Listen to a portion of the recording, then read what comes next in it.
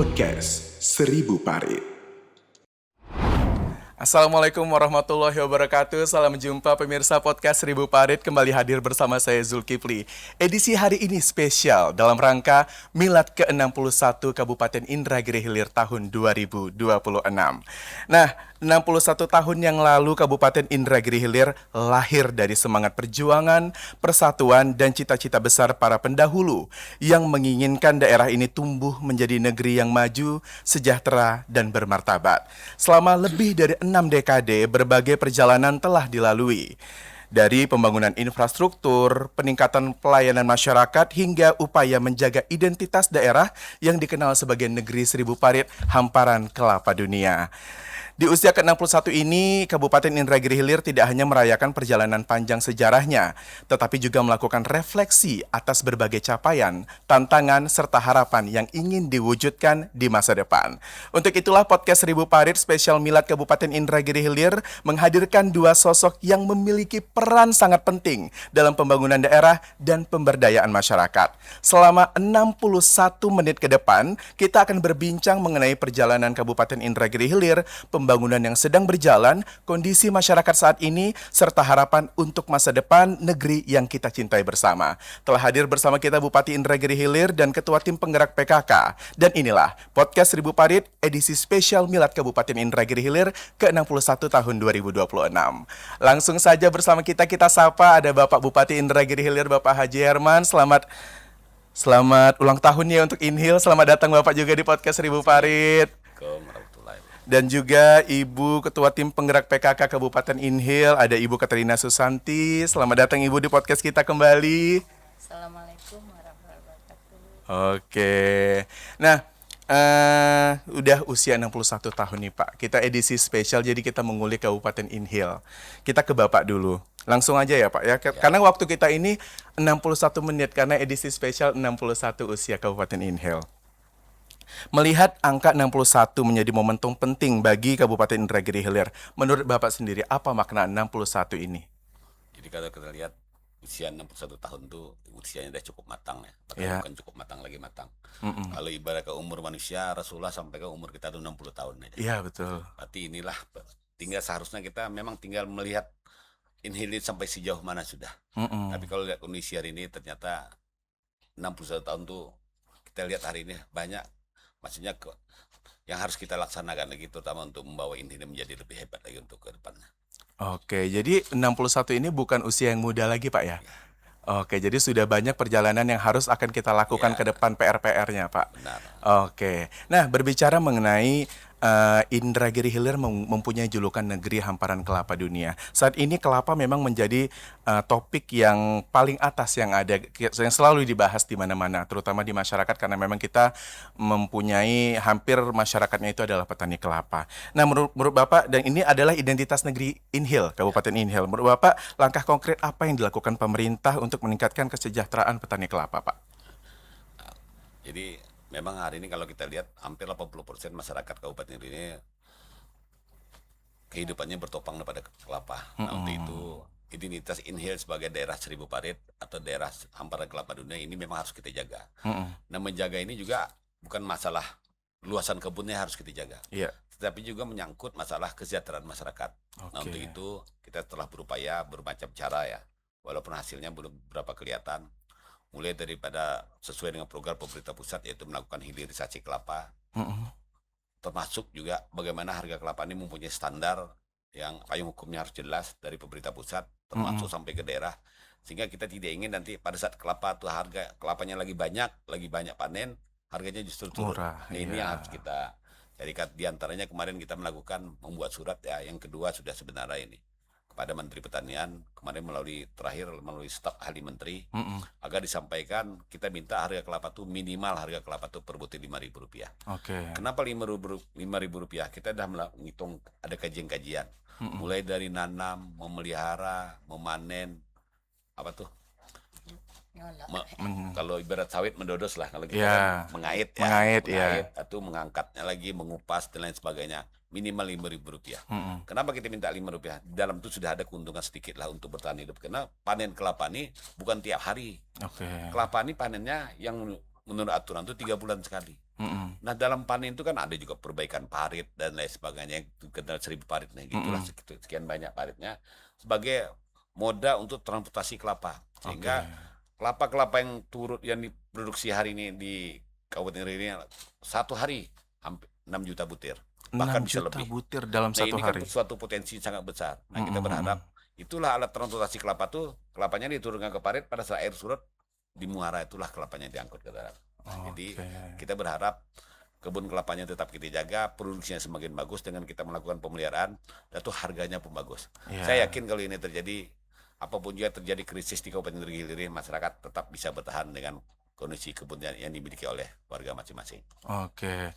Dan saya juga dalam perjalanan Bapak selama ini memang sering ketemu Pak Menteri di kementerian, memang untuk membahas itu, Pak. Ya, semuanya.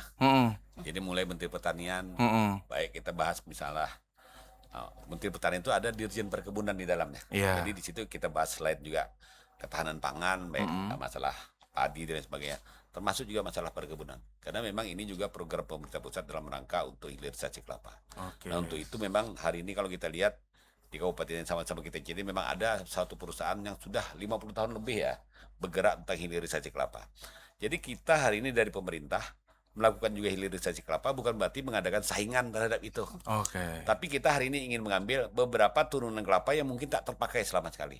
Kalaupun ada maksudnya dimanfaatkan, tapi nilai tambahnya tidak terlalu besar. Contoh sabut tuh sampai hari ini kalau kita lihat sepanjang perjalanan kita, mulai dari Timbilan sampai ke Guntung tuh hampir semuanya dibuang ke sungai. Nah itu ingin kita manfaatkan. Alhamdulillah kita sudah beberapa kali rapat, terakhir minggu kemarin kita rapat di Jakarta, insya Allah investornya yang mau datang ini dari Belanda, dia ingin buat pabrik di sini.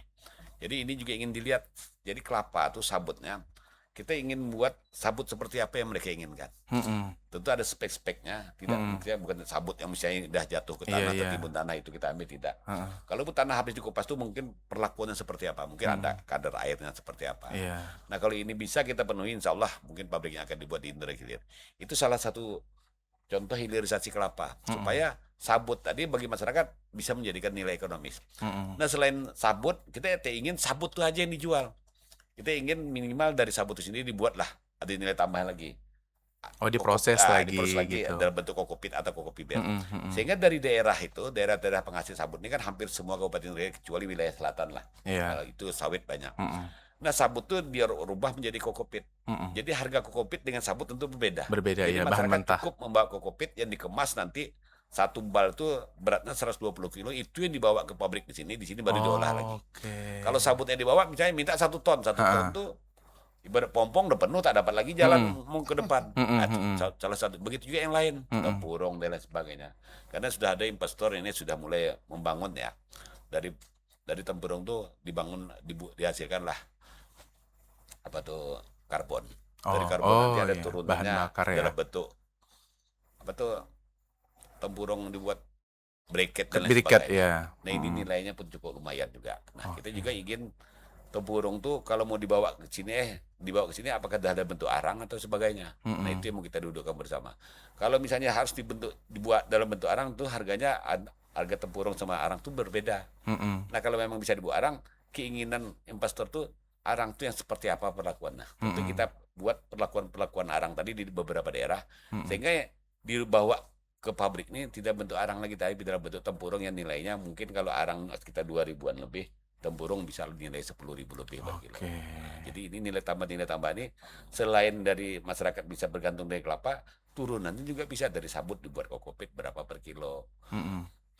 Tempurung dirubah jadi arang berapa. Kalau misalnya ternyata ada pabrik kecil yang harus dibuat di beberapa lumbung arang tadi, bisa aja langsung mungkin bentuk kasar sebelum karbon itu apa. Nah, ini yang dibawa ke sini sehingga nilainya terus bertambah. Itu diantaranya. Saya pikir turunan dari kelapa ini banyak ya. Hilirisasinya ya Pak ya. Jadi sudah berbuah manis lah dari bolak-balik ya Bapak ke Jakarta kemarin gitu. Nah untuk mencapai hal ini tentunya perlu sumber daya manusia yang bagus kan Pak. Ini sudah langkah apa yang akan nantinya dilakukan dalam supaya masyarakat bisa memproduksi produk-produk turunan kelapa ini Pak. Makanya kalau kita lihat kita perlu SDM yang memang seharusnya sudah berpikir sampai sejauh itu. Tapi hari ini kalau kita lihat SDM kita memang sangat terbatas. Nah untuk itu kita juga dari investor-investor ini sendiri mungkin kita berharap masyarakat kita yang di mana nanti mau mereka buat pabrik kecil, apakah proses sabut yang dirubah menjadi kokopit atau kokopiber tadi, termasuk juga tempurung dan sebagainya dirubah jadi adang, tentu berdasarkan spek mereka yang akan membuatkan pelatihan. Oh iya. Saya pikir pelatihan ini tak terlalu Sulit lah.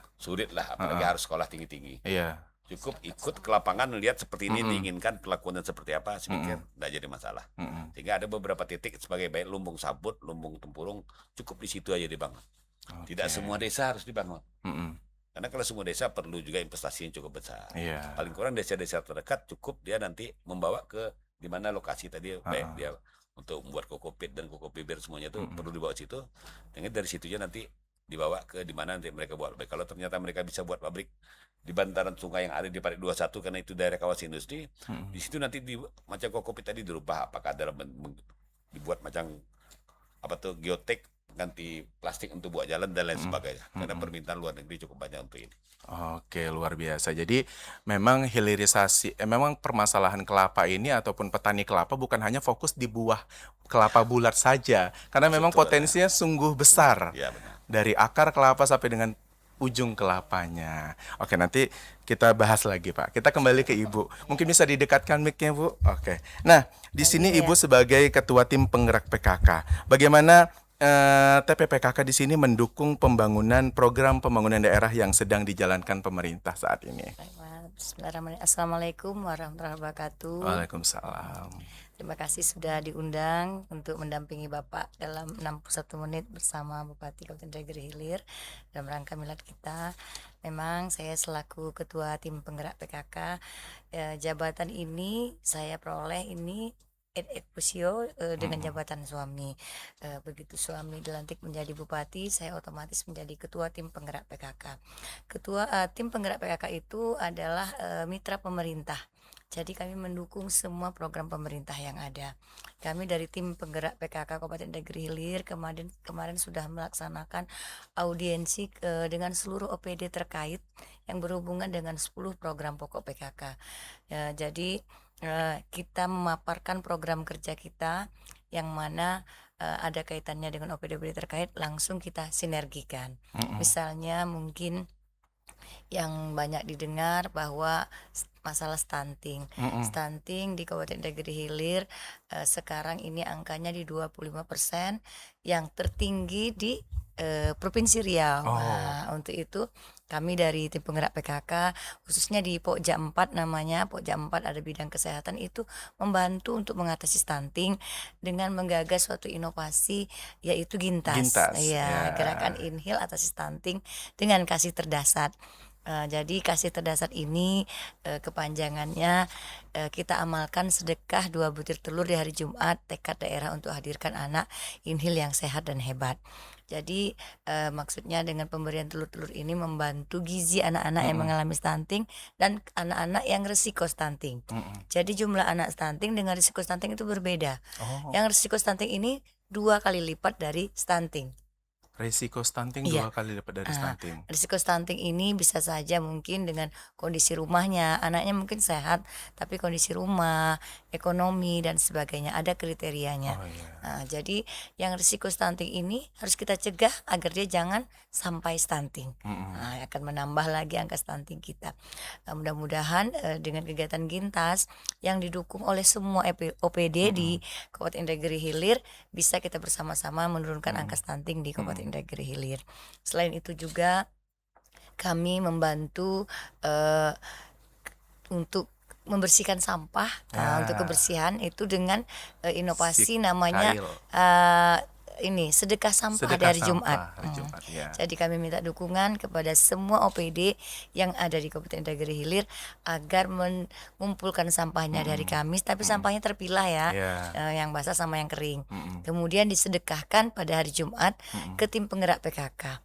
Sampah-sampah ini kami serahkan ke bank sampah. Kita mempunyai 1 buah bank sampah namanya Bank Sampah Emak Hebat atau Base yang ada di Jalan SKB. Dari Base ini dijual ke pengepul dan uangnya kita sedekahkan ke panti lansia Oke. yang ada di Pekan Arba. Mm-mm. Alhamdulillah kemarin kami baru menyerahkan uang sampah itu, dari Januari sampai Juni ini terkumpul 2 juta rupiah. 2 juta rupiah dalam Jadi, beberapa bulan ya. 6 bulan. 6 bulan. Tahun kemarin di 2025 satu tahun itu 4.500.000.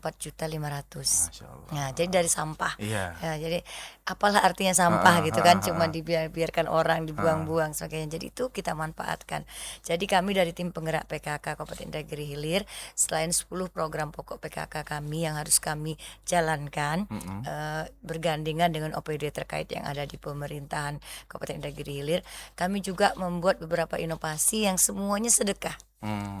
Pertama tadi sedekah telur, Iya. yang kedua sedekah sampah, kemudian sedekah pakaian layak pakai atau Oke. sekail umpan. Sikail umpan. Iya, pakaian layak pakai ini kami kumpulkan di sekretariat PKK, akan kami sumbangkan ke warga yang tidak mampu dan juga ke korban-korban bencana. Oke. Nah, misalnya kan kita ada bencana kemarin kebakaran di Pulau Kijang, di Kecamatan Reteh, itu kami langsung menitipkan juga ke BPBD.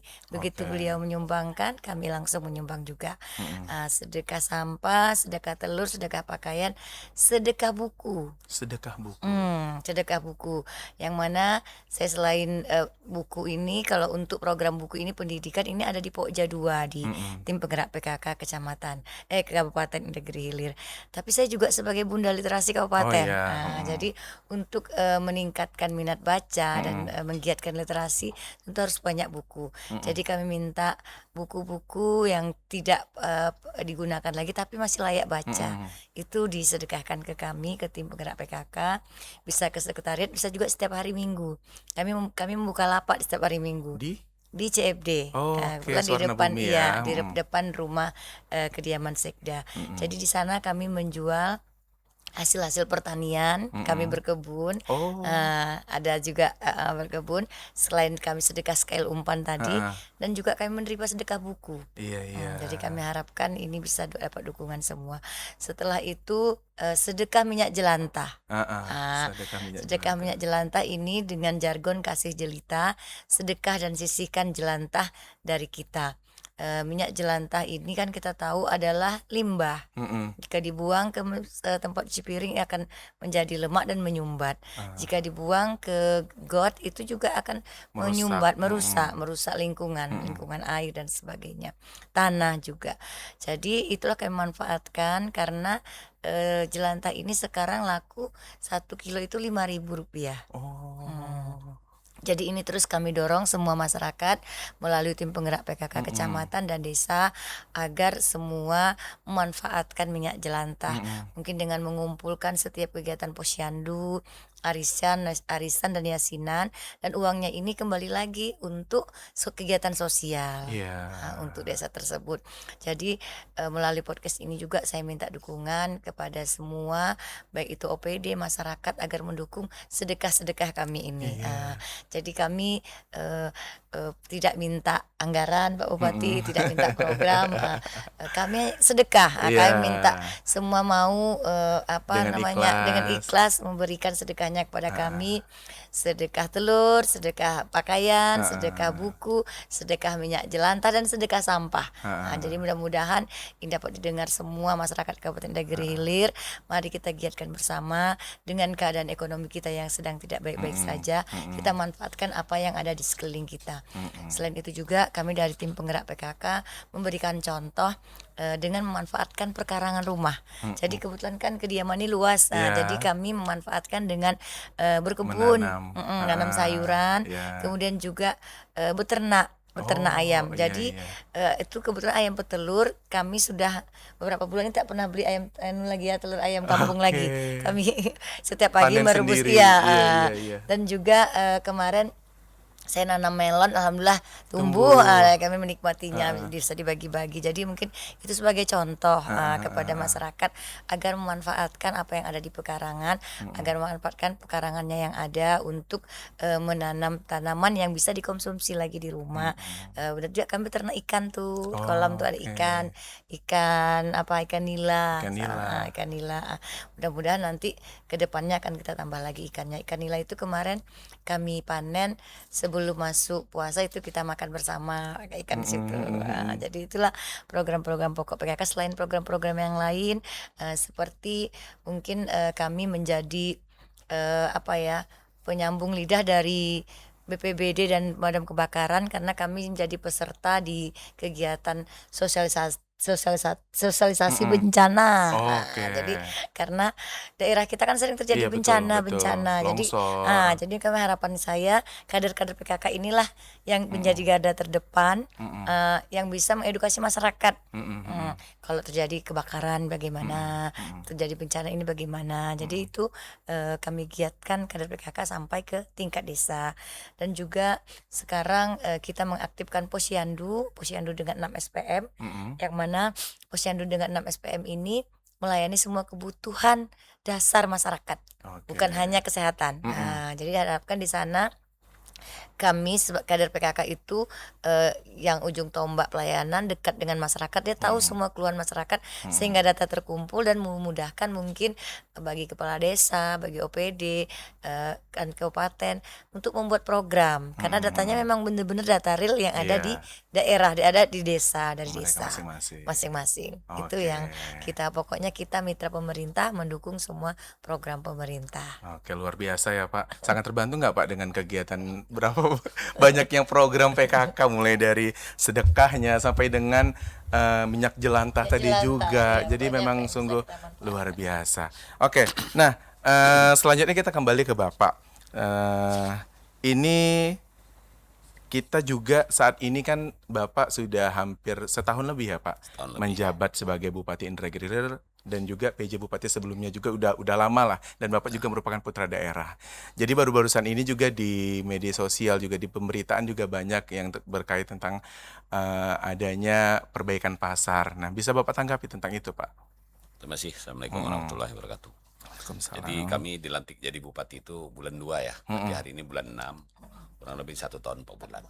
Tambah jabat sebagai bupati itu kurang lebih 8 bulan. Jadi cukup lama ini.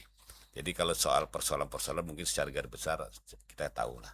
Nah, terkait masalah pasar ini memang akhir-akhir ini heboh. Sebenarnya ini persoalan kecil aja. Iya. Nawaitunya yang penting. Saya ingatkan kawan-kawan terutama dari dinas yang terkait. Memindahkan pedagang tuh dengan hati bukan dengan aturan. Maksudnya kita dibawa bicara dari hati ke hati. Kita tentu pindah ke tempat yang jauh lebih bagus daripada sebelumnya. Nah, di lapangan kan terjadi perbedaan seperti itu.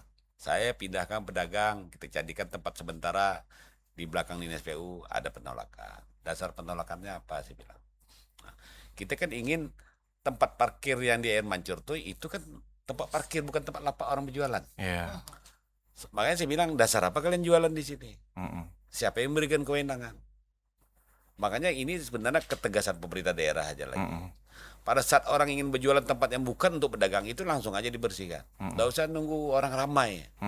Nah ini yang terjadi di kabupaten sama-sama kita cinta ini. Ini bukan masalah pedagang, masalah lain juga sama seperti itu. Orang buat bangunan nggak pakai IMB. Kalau saya dulu orang bangun saya langsung tanya, ini sudah ada syarat-syaratnya, ada IMB-nya. Kalau tidak ada stop dulu. Nah ini yang tak terjadi di ini. Akhirnya semrawut. Baik penataan kotanya, masalah pasarnya, termasuk drainase, semuanya jadi masalah. Nah ini salah satu tugas kami cukup berat. Tapi alhamdulillah semalam saya kasih waktu terakhir setelah saya pulang jemput jamaah haji dari Peri saya langsung ke pasar. Saya ingatkan besok terakhir tidak ada alasan apa juga karena terlalu banyak molor. Kalau ini molor, kami buat TPS untuk membangun pasar di Jalan Sudarso juga terhalang. Otomatis gagal.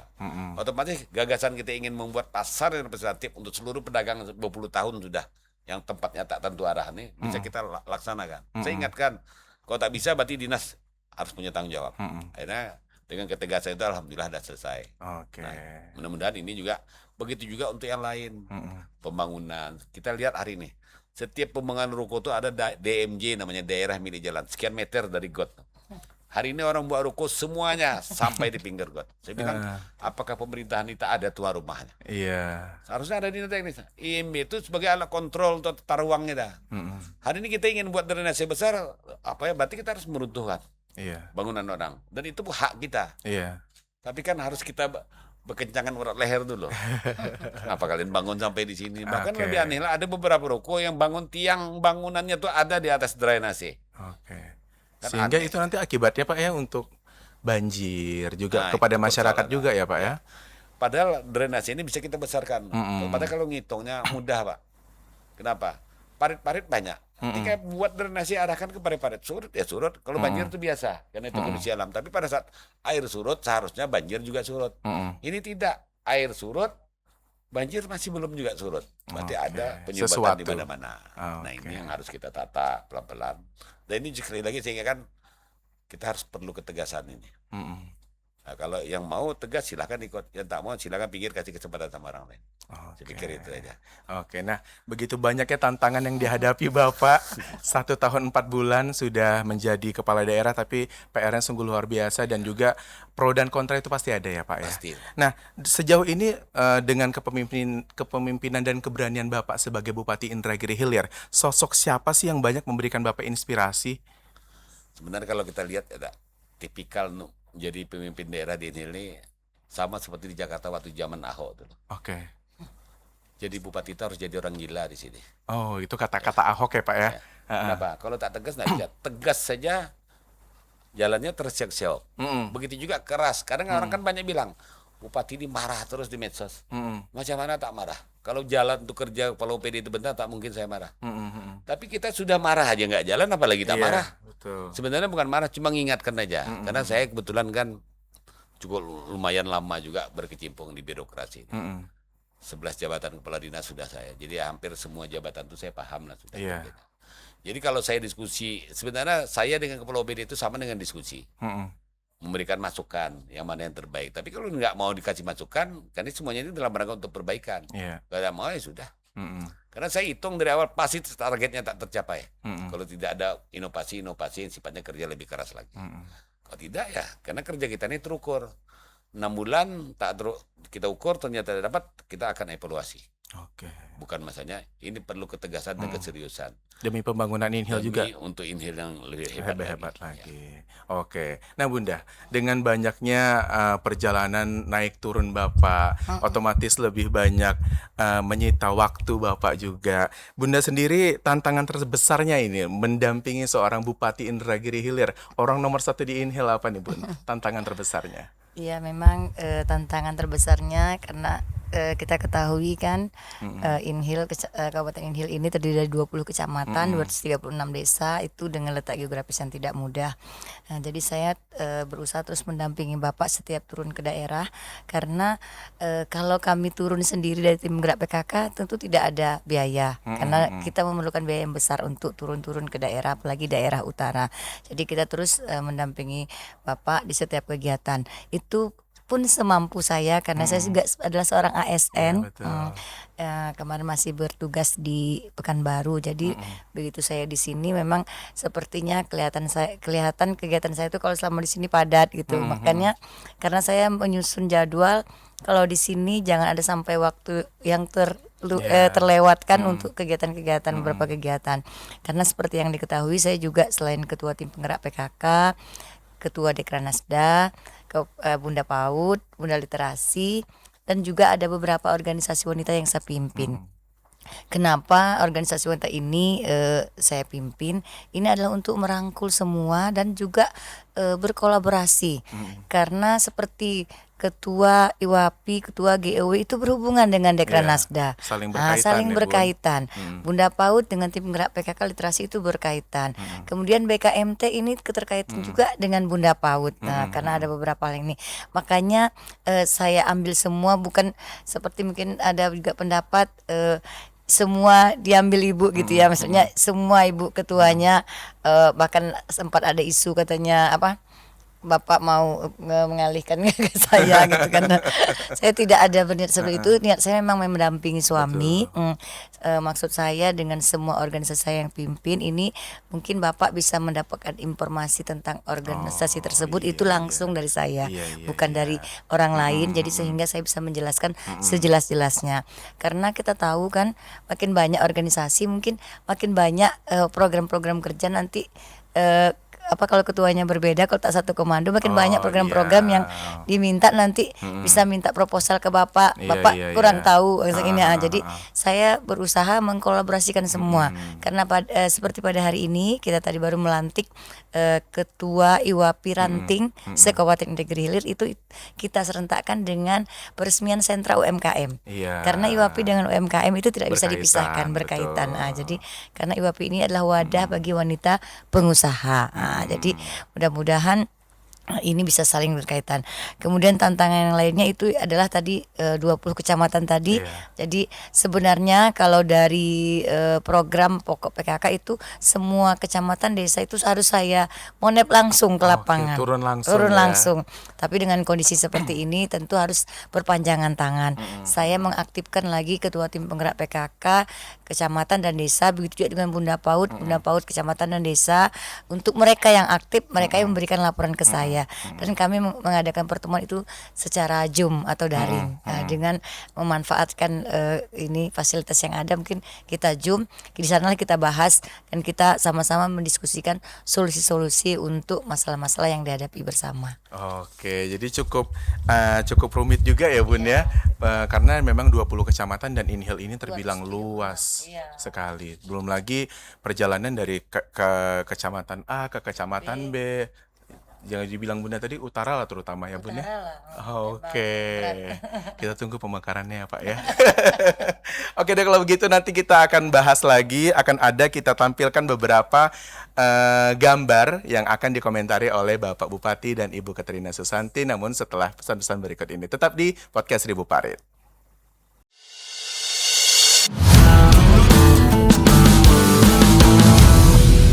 Podcast Seribu Parit. Oke pemirsa, kembali lagi bersama saya Zulkifli dalam program Podcast Seribu Parit spesial Milad InHealth ke-61. Nah, di segmen kali ini kita beri namanya itu segmen Kotak Waktu InHealth. Kita akan melihat beberapa foto yang sudah disiapkan oleh tim kreatif kita dan kita minta komentaran dari Bapak Bupati dan Ibu Santi. Silakan, apa ini foto pertamanya? Foto pertamanya adalah... Nah, ini dia, Gemilang Plaza. Silakan Pak Bupati. Apa komentar Bapak terhadap foto ini? Rindu nggak sih Pak, kita nggak punya plaza lagi, gimana nih Pak? Jadi begini, Jadi curhat. plaza ini kan sebenarnya aset kita. Ya. Walaupun kemarin ada sedikit tuntutan-tuntutan masyarakat, tapi alhamdulillah hari ini sudah keluar secara ingkrah bahwa itu memang dari dulunya milik pemerintah daerah.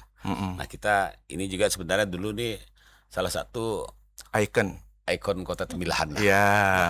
Mungkin saya sempat juga berdiri situ melihat orang pawai malam takbiran. Oh, di tangga ya Pak ya? Main di atas. Ada ayam juga di situ. Iya, iya. Jadi ini sengaja kita pagar sekarang.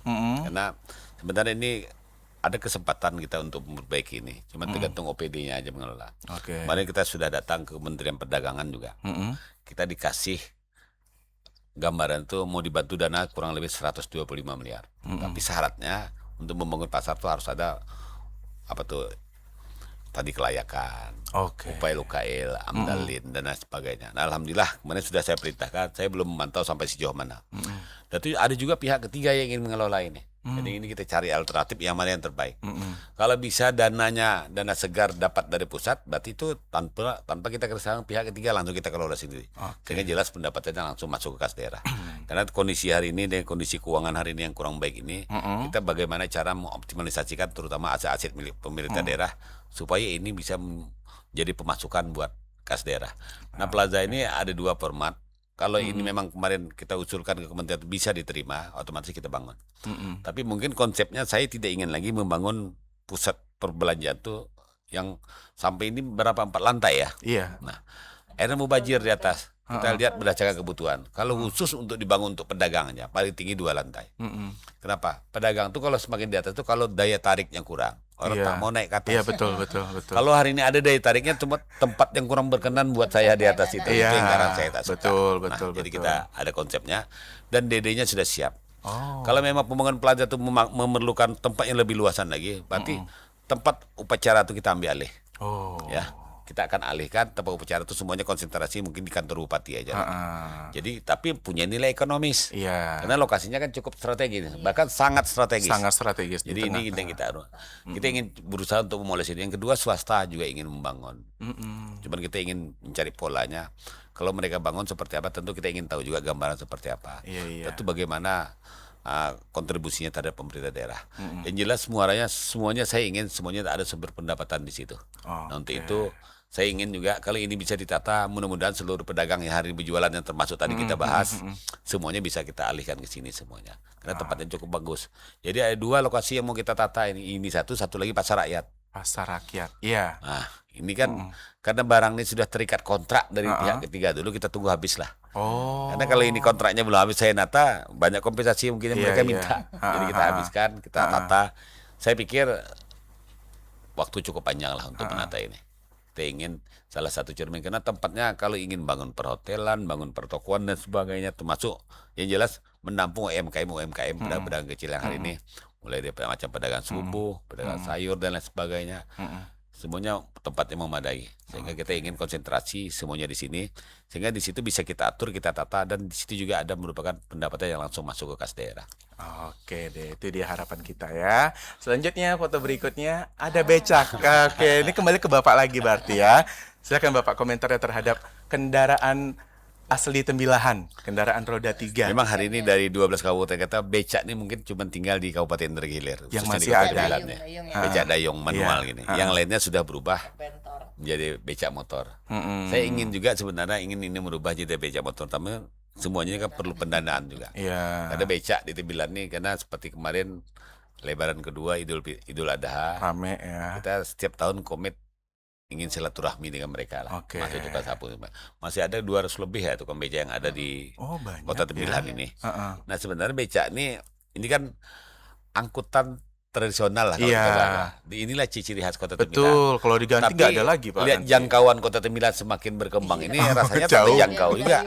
Mana jembatannya lagi ya? Maka lebih cenderung hari ini orang kalau hanya ringkas saja membawa barang bawaannya mungkin lebih cenderung orang naik ojek. Nah, jadi sebenarnya ini banyak manfaatnya ini. Cuman untuk merubah menjadi becak motor, kembali lagi nanti kalau memang ada keinginan dari tukang becak sendiri untuk menjadi becak motor, mungkin kita fasilitasi. Tapi kalau pemerintah, masyarakat berharap, tukang becak itu berharap motornya dari pemerintah kan besar juga biayanya. 200 unit pengadaan tuh itu baru sepeda motornya, belum lagi otomatis bannya juga harus dirubah juga semua. Iya betul ya. Jadi modifikasi semua dan ini perlu biaya besar. Ini sambil berjalan lah kita lihat. Tapi paling tidak ini kenangan buat saya dulu saya pernah ada becak. Ya. Jadi waktu saya sambil sekolah, SMEA ya, saya sekolah SMEA. Subuh saya habis sholat subuh saya narik becak. Jadi sebelum saya pergi sekolah, saya udah berhenti narik becak. Nanti subuh ada penumpang ya Pak? Ada. Saya termasuk bawa orang tua saya sendiri jual sayur, jadi saya bawa becak. Iya. Ada beberapa juga orang jualan yang langganan saya. Jam sekian saya harus nunggu di mana, bawa sayur kemana arahnya. Nah, termasuk bawa orang tua saya. Dan ini kan sampai saya tamat sekolah, sampai saya kuliah sementara saya masih narik becak. Jadi kalau liburan sekolah, supaya nanti pulang bawa uang saya harus naik becak. Jadi pulang sekolah, kalau SMEA itu pulang sekolah saya narik becak. Orang lain mungkin kursus tata buku dan sebagainya. Saya narik becak aja. Ya. Oke, luar biasa itu pelajarannya sungguh luar biasa ya. Merinding. Oke, kita lanjut ke foto berikutnya. Nah, ini foto siapa ini? Ibu Santi, silakan. Ini perawat mana? Ini pertanyaan untuk siapa? Untuk Ibu lah. Siapa nih ya? Siapa ini? Ini kami dapat dari sahabatnya. Dari mana? Kita sebenarnya Foto cari jadul. foto sekolahnya. Iya, sampai tapi hubungin kakak, tapi udah nggak ada lagi, udah jadi poltekkes ya. Ada sekolah tapi zaman dulu tidak pakai jilbab. Oh iya. Jahiliyah. Ini fotonya. Aduh, Ini iya. Bapak udah kenal belum Pak? Belum. Gimana Bu? Iya, ini sebenarnya dulu uniform kami tidak seperti ini. malahan bajunya dress yang pendek Oh. sampai lutut. Kayak perawat Belanda dulu. Iya, iya, Karena iya. memang- None-none Belanda none-none ya. Belanda, karena Ah. memang apa di sana. Jadi saya kebetulan memang setelah SMP itu melanjutkan pendidikan ke sekolah perawat kesehatan di Tanjung Pinang. 3 tahun di sana. Kemudian melanjutkan bidan 1 tahun di Jambi. Program pendidikan bidan di Jambi.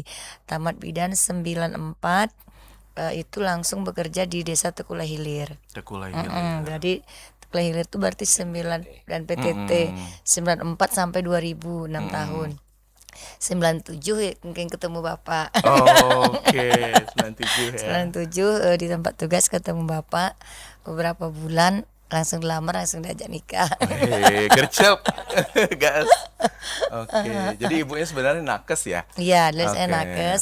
Kalau dulu pendidikan bidan ini untuk kelanjutan setelah D1 itu tidak ada di Provinsi Riau, adanya di Sumbar ya, atau tuh di Padang ada.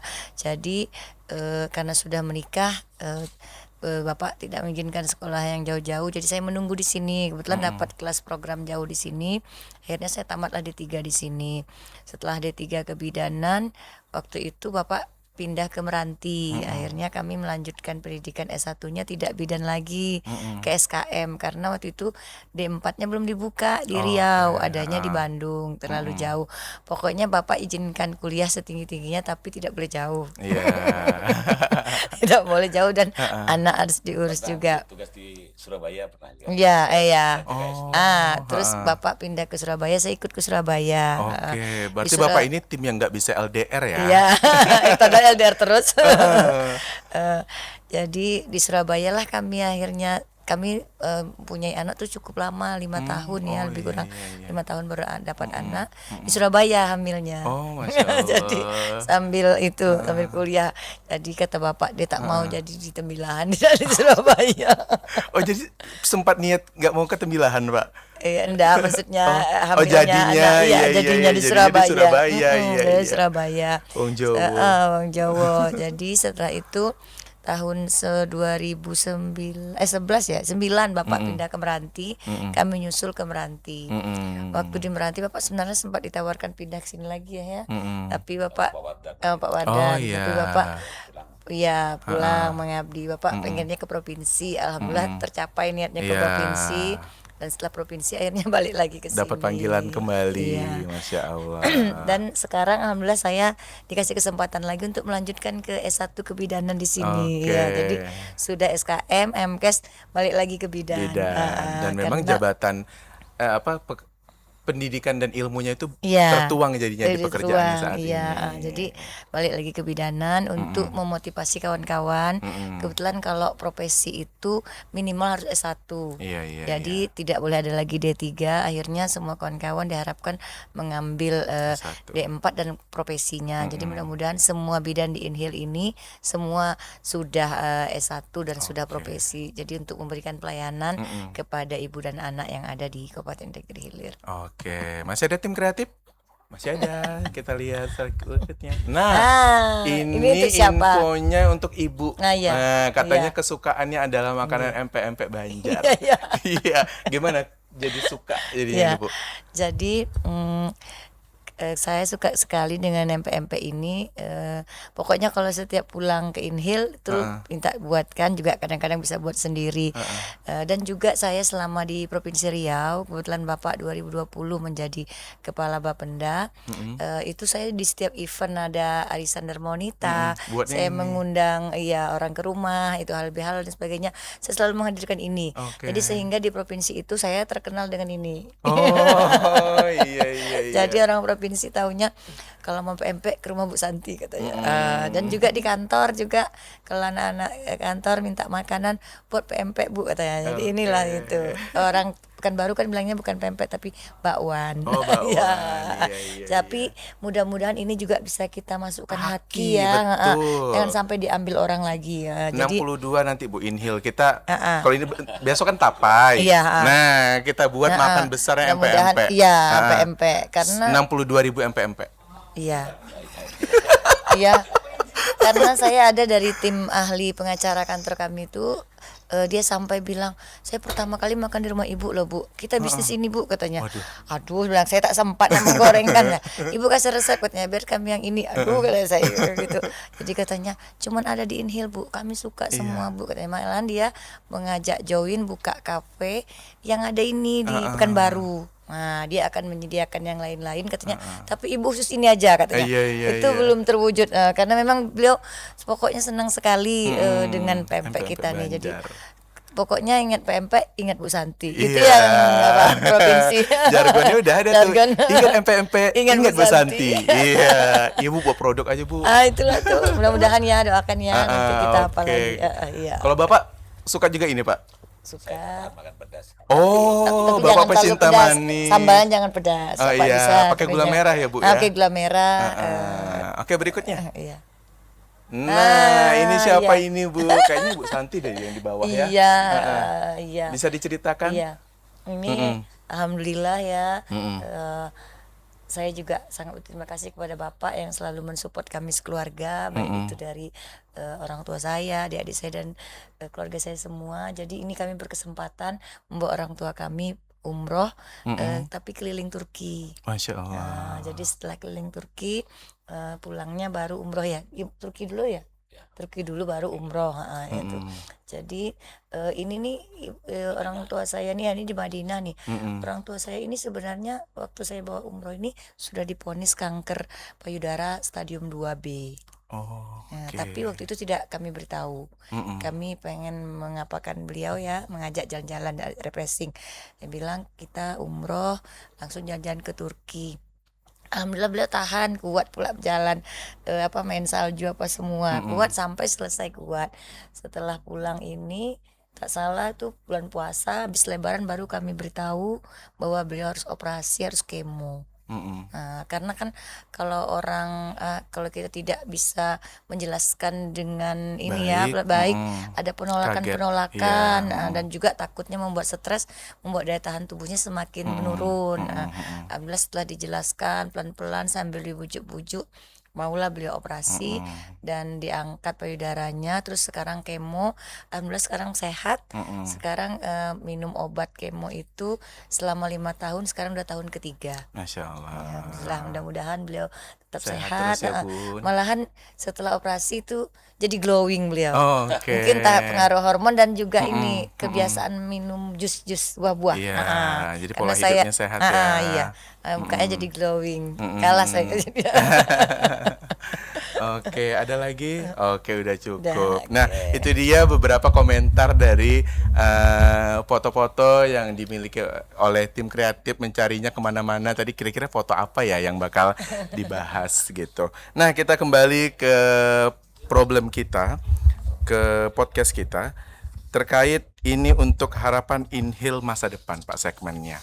Kita ketahui bahwa Inhale ini kita tadi tantangannya yang terutama yang Ibu Santi hadapi itu susah karena memang begitu luas. Otomatis saya sering mendengar terutama akan ada pemekaran. Ini bisa Bapak bahas nggak sih Pak? Karena memang agak sensitif juga ya Pak ya. Silahkan Pak. Terima kasih. Assalamualaikum warahmatullahi wabarakatuh. Waalaikumsalam. Dari awal pada saat kampanye saya sampaikan, kalau memang ada kesempatan mekar tuh pemekaran lebih penting bagi saya. Kenapa? Karena dari 12 kabupaten kota yang di Riau ini hanya Inhale yang belum pernah mekar. Saya tidak membahas lah apa penyebabnya kita mekar. Pada kesempatan itu terlalu banyak seperti itu. Karena mulai dari gubernurnya orang kita apa semuanya. Kalau saya pindah ke Meranti itu juga pertama pemekaran. Saya masuk ke Meranti itu Langsung? betul-betul dari nol. Oke. Jadi kalau dipikir lihat potensi daerah Meranti dengan daerah kita yang mau dimekarkan kalau memang ada kesempatan baik utara maupun selatan jauh besar potensi kita. Sehingga saya waktu tugas di Meranti itu pertama masuk di sana karena pejabatnya belum ada dilantik. 3 bulan saya sebagai pegawai negeri tak digaji itu. Kenapa? Gajinya tergantung daerah yang provinsi sama pemekaran Bengkalis. Nah, waktu itu duitnya belum ditransfer. Nah, itu cuman daerahnya waktu itu bisa menghasilkan cuma sagu. Jadi di sana tuh ada 96 pabrik sagu. Oke. Itulah yang sagu. menopang Meranti. Nah kalau lihat wilayah kita baik utara maupun selatan, wilayah utara kawasan industri. Sampai hari ini kita lihat banyak pabrik sana berdiri. Saya pikir ini prospeknya sangat bagus. Iya. Wilayah selatan selain potensi pertambangan, potensi perkebunan, sana struktur tanahnya juga bagus, tanah mineral. Saya pikir kalau ini mekar jauh lebih bagus kita, dan kita siap untuk mekar daripada orang lain. Tapi kenapa ini tak mekar? Nah, jadi hari ini saya, karena ini janji saya, kalau memang moratorium itu dibuka, ini pertama akan saya mekarkan. Karena ini untuk memotong birokrasi kita terlalu jauh. Iya. Kalau kita bayangkan orang dari Pulau Burung tuh sampai ke Tembilahan mau berurusan ibaratnya entah buat KTP ke apa. Iya. Sampai ke Tembilahan nih udah agak siang. Kantor mungkin pegawai entah ada di kantor, hari kedai kopi kita tidak tahu. Sehingga waktunya akan terbuang 1 hari, harus menginap lagi berapa biaya. Nah, kalau ini dimekarkan misalnya wilayah utara, terserah masyarakat nanti disepakati di mana ibu kotanya. Apakah di seberang Guntung kah, di mana yang daerah paling strategis dan lokasi tanahnya ada. Otomatis orang-orang sekitaran Mandah termasuk Pulau Burung, Teluk Blengkong sekitarnya itu kalau menguruskan kan tak perlu lagi jauh-jauh. Cukup di wilayah mereka sekitar aja. mereka saja. Mereka juga punya akses jalan dari seberang Guntung tuh bisa punya akses langsung sampai ke Ukoi. Tak perlu lagi lewat Tembilahan. Nah, ini kan beberapa kelebihannya. Apalagi wilayah selatan. Wilayah selatan tuh semuanya lewat daratan. Mau ke Jambi dekat, mau ke Tembilahan dekat, mau ke Pekanbaru dekat, akan dilalui oleh jalan tol lagi. Potensi perkebunan yang banyak, pertambangannya di situ ada batu bara, ada andesit dan lain sebagainya. Masuk juga kemarin pipa gas yang terbakar meledak tuh. Nah, ini kan jadi janji saya itu insya Allah ini kan masalah kapan pemerintah pusat membuka aja. Sampai ada yang mempertanyakan kalau kira-kira mekar duitnya dari mana? Belajar saya dari Meranti sama dengan kita pemekaran desa. Saya mau desa ini dimekarkan supaya setiap desa itu punya dana ADD. Karena syaratnya kan macam di Tanah Merah. Tanah Merah itu penduduknya juga banyak, bisa dimekarkan. Daerah Kebuning, daerah ada puskesmas tuh Serensen, itu juga bisa dimekarkan. Kenapa tak dimekar? Kalau ini mekar, otomatis pemekaran baru akan dapat dana DDB dari pusat maupun dari kabupaten. Begitu juga per kabupaten. Kalau kita mekar akan ada dana sumbernya, dana DAU untuk gaji pegawai, dana DAK untuk pembangunan, dan itu masuk dana bagi hasil dan lain sebagainya. Nah, ini kan kita yang harus berpikir. Kalau ini mekar, orang urusan dekat, di situ akan tercipta lapangan kerja. Wilayah utara akan dibuat kantor bupati, akan dibuat kantor Kapolres, kantor Kajari dan lain sebagainya, perkomindan. Belum yang lain, akan ada dinas yang akan siap menampung pegawai negeri. Tentu akan dibuka kesempatan terima pegawai negeri. Nah, duitnya dari mana? Duitnya dari pusat. Bangun kantor bupati, duitnya dari pusat. Nah, ini semuanya kan tergantung kita. Kalau kita pikir, kalau mekar kita makan apa, nggak usah pikir gitu. Karena sumber pendapatannya sudah jelas. Belum PAD berdasarkan potensi masing-masing. Mungkin di sana nanti akan timbul pertokoan, perhotelan dan lain sebagainya. Ini kan akan merubah ekonomi masyarakat supaya bergerak lebih maju lagi. Nah, saya sampai hari ini komit pemekaran tuh, kalaupun saya ditakdirkan tak lagi jadi bupati, tetap saya dorong pemekaran ini karena ini penting untuk masyarakat kita semua. Selain untuk kedekatan birokrasi juga ekonominya lebih bagus dan lapangan kerja juga akan terbuka. Itu pertama. Yang kedua masalah infrastruktur. Infrastruktur kita nih, struktur tanah kita beda dengan daerah lain. Makanya alhamdulillah kita berusaha nih, walaupun kadang-kadang ada rasa miris juga di hati kita. Aduh, saya bilang orang macam ini ya, kita membangun batalion ketahanan pangan. Batalion ini kan kemarin kita arah ke Teluk Pinang. Kita siapkan tanah 100 hektar. Datang kontraktor dari Kementerian Pertanian sampai ke sini, lihat pulang tak bilang lagi, langsung pulang. Melihat situasinya, karena mungkin mereka anggap di sini tuh lahannya sudah matang, sudah ada pematangan lahan, tinggal bangun. Ternyata di sini semak-semak seperti itu tanah kita yang tak perlu disentuh orang. Karena kita membangun aja maka kita bersihkan, kalau tidak tetap juga itu semak-semak gitu. Nah, akhirnya kita pindah arah ke Sungai Salak, tak sanggup juga, akhirnya kita pindah ke Kempas. Alhamdulillah semalam dari Pangdam Tuan Kutamu saya datang, semalam sudah mulai kerja. Nah, ini akan dibangun dan ini juga berpengaruh terhadap ekonomi. Kita hibahkan tokoh masyarakat kita, Haji Aris kemarin, alhamdulillah menghibahkan tanah 75 hektar, dibangun situ.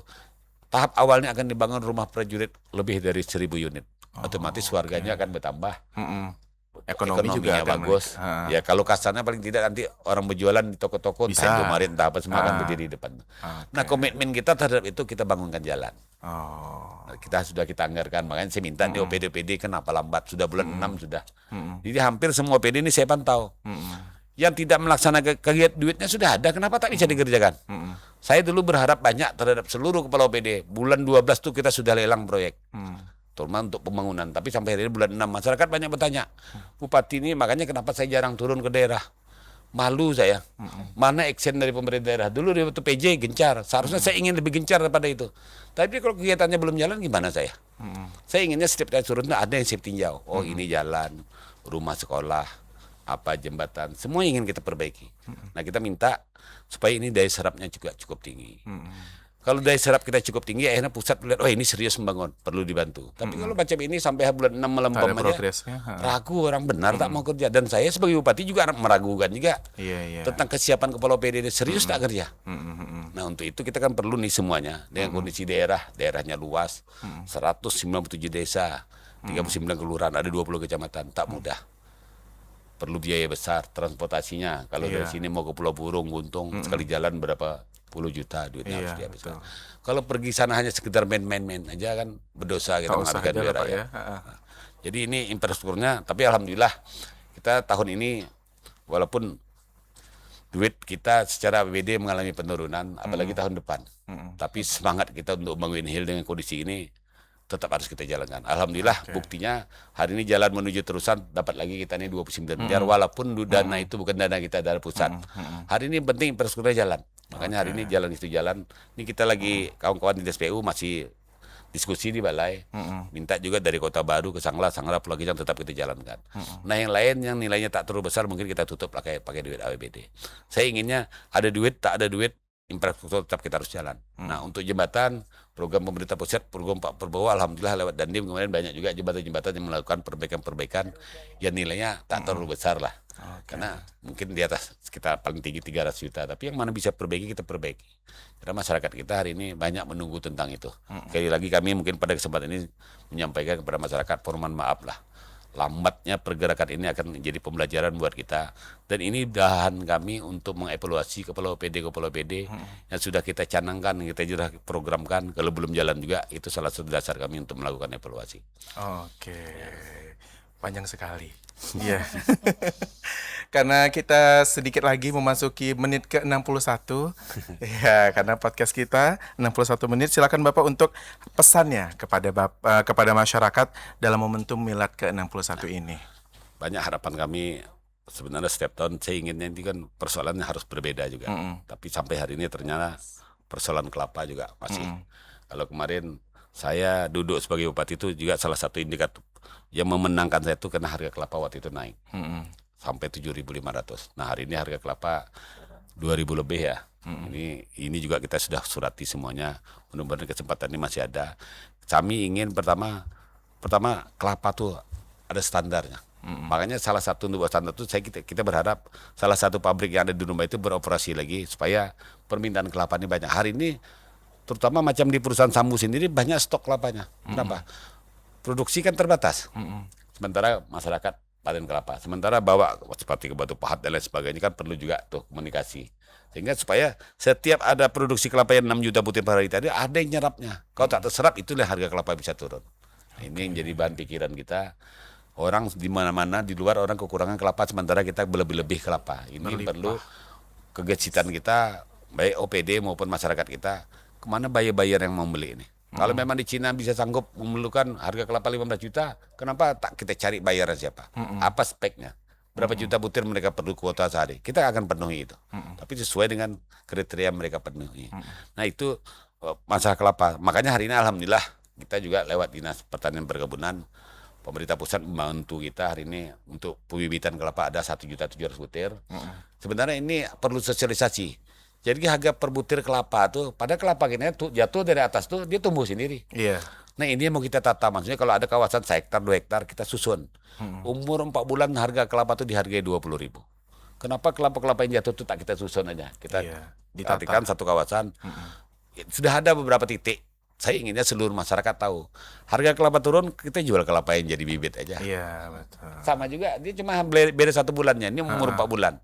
Karena turun sendiri tanpa dipupuk, kelapa itu jatuh dari atas itu tumbuh juga. Cuman kita menatanya lagi. Nah termasuk juga hari ini komitmen kita minimal 1 tahun itu ada 100 kilo kita buat tanggul. Nah, tahun ini ada 126 kilo. Nah ini tetap kita langsungkan.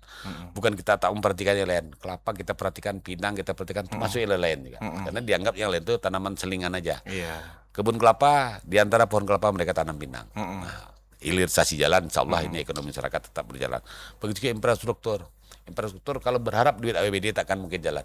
Makanya perlu kepala OPD ini saya suruh berangkat ke Jakarta, cari duit di pusat, cari duit di provinsi. Kalau berharap dari kita, sementara belanja pegawai kita sudah berlebih, maka ini tidak tertutup kemungkinan tunjangan-tunjangan pegawai akan kita kurangi. Karena ada ketentuan maksimal 30% itu yang jadi masalah. Saya pikir persoalan-persoalan ini tak mesti harus kita lari, tetap harus kita hadapi. Karena hari ini saya ditakdirkan jadi bupati, ditakdirkan juga keuangan seperti ini ya harus kita hadapi. Jangan jadi bupati duit tak ada, itulah resikonya. Kalau karena dia pikir siapa suruh jadi bupati. Nah, ini yang harus sama-sama kita sikapi. Baik kawan-kawan dari anggota DPR, kami dari pemerintah daerah, termasuk juga kawan-kawan di OPD, mensikapinya dengan tindakan, bagaimana cara tindakan kita tulis dengan kondisi ini bisa kita atasi bersama-sama. Nah, kalau Bunda sendiri, tadi pesan Bapak terhadap kepada masyarakat. Kalau Bunda, pesan dan doa khusus Bunda Bapak, untuk ya. Bapak dalam memimpin Inhil ini. Iya, saya terus selalu mendoakan Bapak, suami saya agar diberi kemudahan dalam memimpin Kabupaten Indragiri Hilir. Untuk itu juga mohon doa dan dukungan semua masyarakat agar Bapak diberikan kesehatan, kemudahan dan kelancaran dalam melaksanakan tugasnya sebagai Bupati Kabupaten Indragiri Hilir sampai dengan periodenya selesai. Dan saya juga diberikan kemudahan untuk mendampinginya sebagai istri Bupati dan juga sebagai semua ketua organisasi yang saya pimpin, semua adalah untuk kesejahteraan masyarakat di Kabupaten Indragiri Hilir. Kita aminkan ya semuanya ya. Amin ya rabbal alamin. Karena dengan sehatnya Bapak juga otomatis juga akan membuat kesejahteraan untuk kita semua. Kalau begitu demikianlah podcast kita edisi spesial Milad Inhil ke-61 tahun 2026. Kita doakan sama-sama semoga kabupaten kita tercinta ini menjadi lebih hebat nantinya. Amin. Kalau begitu saya pamit undur diri. Wassalamualaikum warahmatullahi wabarakatuh dan sampai jumpa.